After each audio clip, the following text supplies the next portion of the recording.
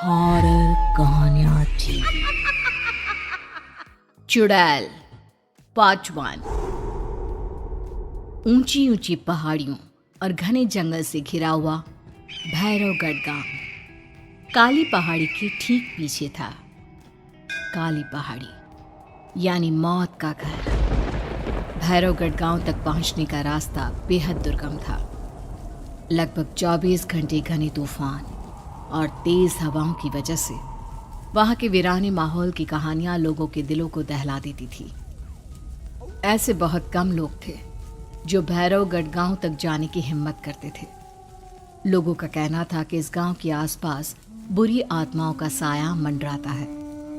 गांव के रहने वाले लोगों ने वैसे तो अपनी आंखों से किसी बुरी आत्मा या साये को नहीं देखा था, लेकिन गांव का बच्चा बच्चा इस बात को महसूस कर सकता था कि गांव के ऊपर कोई तो खौफनाक साया मंडरा रहा है।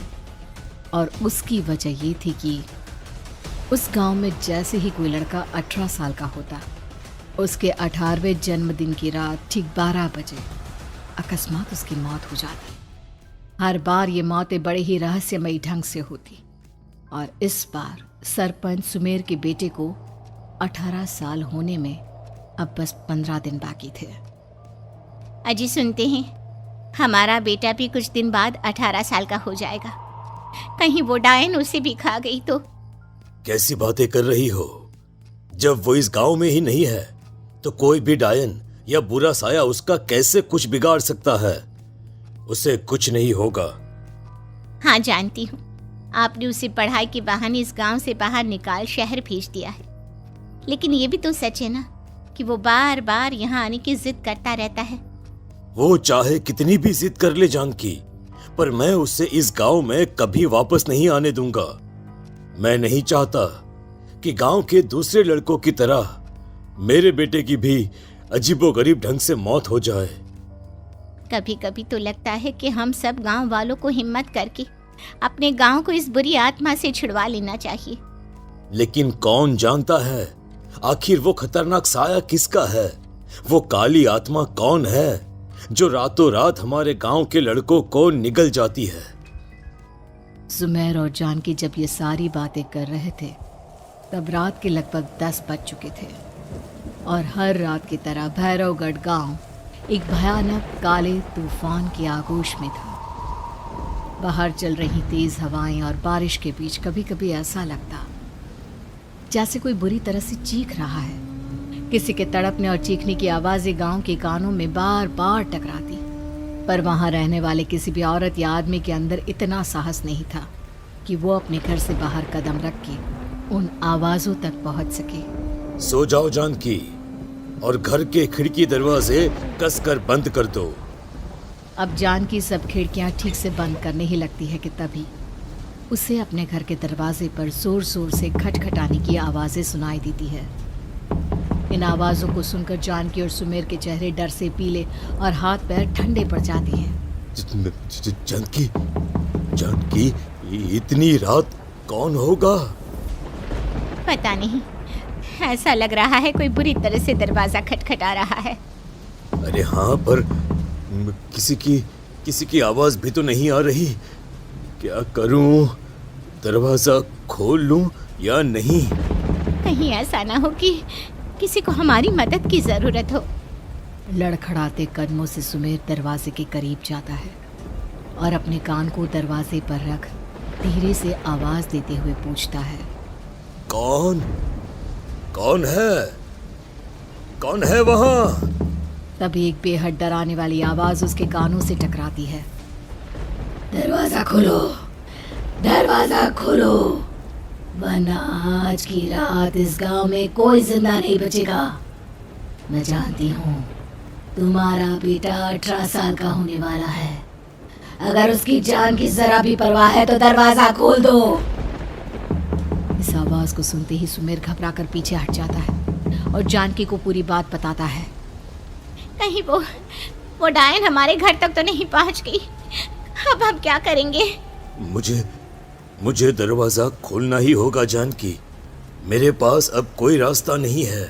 इतना कहकर सुमेर डर से अपनी दोनों आंखें कसकर बंद करता है और कांपते हाथों के साथ झटके से दरवाज़ा खोल देता है। तभी किसी के जोर से हंसने की आवाज़ सुमेर और जानकी को सुनाई देती है। उस आवाज़ को सुन दोनों दरवाजे की तरफ देखते हैं और सामने अपने बेटे राहुल को खड़ा देख दंग रह जाते हैं। राहुल के हाथ में उसका मोबाइल होता है जिसमें से वो आवाज़ बज रही थी। ये क्या मजाक है? और तू यहाँ, तुझे मना किया था ना गांव में आने को, समझ में नहीं आता क्या? 18 साल का होने वाला है तू। माँ, आप लोग भी पता नहीं किन अंधविश्वास भरी बातों पर भरोसा करते हैं। क्या क्या मैं अपने घर नहीं आ सकता? आप लोगों से नहीं मिल सकता? देख बेटा, हमने तुझे किसी वजह से ही इस गांव से दूर रखा था और यहां आकर तूने अच्छा नहीं किया। चल चल चल, मैं तुझे अभी के अभी वापस शहर छोड़कर आता हूं। ओफो पापा, आप बेकार की बातों से परेशान हो रहे हैं। बाहर इतना तेज अंधड़ तूफान चल रहा है, कहीं जाने की जरूरत नहीं है। मैं बस आप लोगों से मिलने आया हूं, कुछ दिन रहकर चला जाऊंगा। दिमाग खराब हो गया है इस लड़के का, नहीं जानता कि इस गांव में ये सुरक्षित नहीं है। किसने कहा था तुझे यहाँ आने को? ये आवाजें सुन, बाहर से जो आवाजें आ रही है तुझे सुनाई नहीं देती क्या? अरे माँ, जब जोर से तूफान चलता है, तेज हवाएं चलती हैं, तो इसी तरह की आवाजें आती हैं। ये बहुत नॉर्मल है माँ। नॉर्मल होगी तेरे लिए बेटा। 4 दिन शहर में पढ़कर आया है तो अपने माँ बाप की बात नहीं मान सकता। माँ, मुझे अभी बहुत जोरों से भूख लगी है, पहले कुछ खिला दो, और रात भी बहुत हो गई है। हम इस बारे में कल बात करते हैं, ठीक है?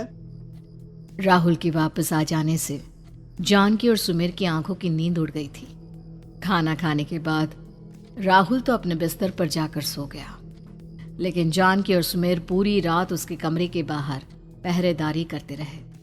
उन्हें पल पल इसी बात का डर था कि कहीं उनके बेटे को कुछ हो ना जाए। रात बीतती है, सुबह का सूरज निकलता है।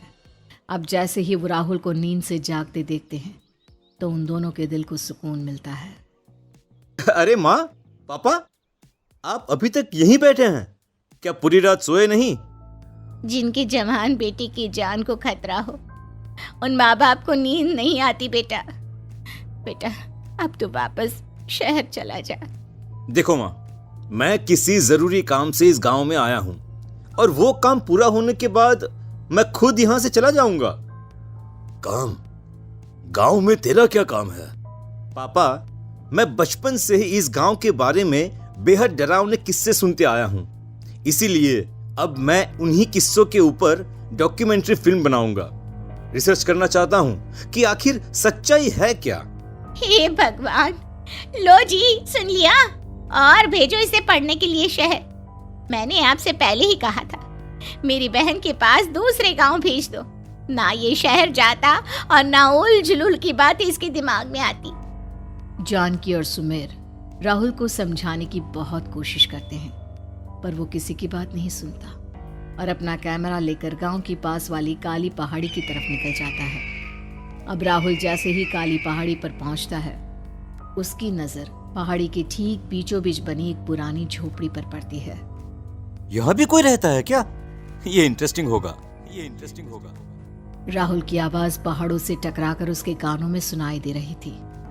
उसने चारों तरफ का नजारा देखकर वहां की तस्वीरें अपने कैमरे में उतारना शुरू कर दिया। तभी अचानक राहुल ने अपने कैमरे में खींची हुई तस्वीर को जूम करके देखा और उसमें उसे जो नजर आया वो देखकर राहुल की होश उड़ गए। क्या सचमुच उस गांव के ऊपर किसी बुरी आत्मा का साया था? क्या राहुल की जान बच पाएगी? क्या देखा था राहुल ने उस फोटो में जिसे देखकर वो दंग रह गया? इन सवालों के जवाब जानने के लिए देखिए इस कहानी का अगला भाग।